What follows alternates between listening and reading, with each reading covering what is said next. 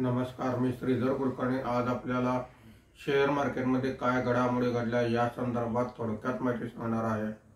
आज सकाळी मार्केट सुरू झाल्यापासून घसरण होती आणि दिवसभर शेअर मार्केट ही खालीच होते। मार्केट संपताना सेन्सेक्स 203 पॉइंट घसरून 82,353 वर बंद झालेला आहे। निफ्टी हा 81 पॉइंट घसरून 25,199 वर बंद झालेला आहे। आजच्या कामकाजामध्ये BSE healthcare index 0.94%, BSE reality index 0.60% आणि BSE fast moving consumer goods index 0.40% नी वर आहेत। बीएसई मिड कॅप इंडेक्स 0.15% नी खाली आहे।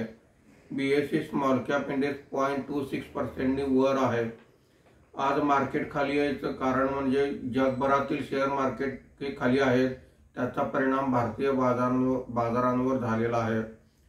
आजच्या कामकाजामध्ये निफ्टीमध्ये वाढलेले मुख्य शेअर्स पुढील प्रमाणे आहेत।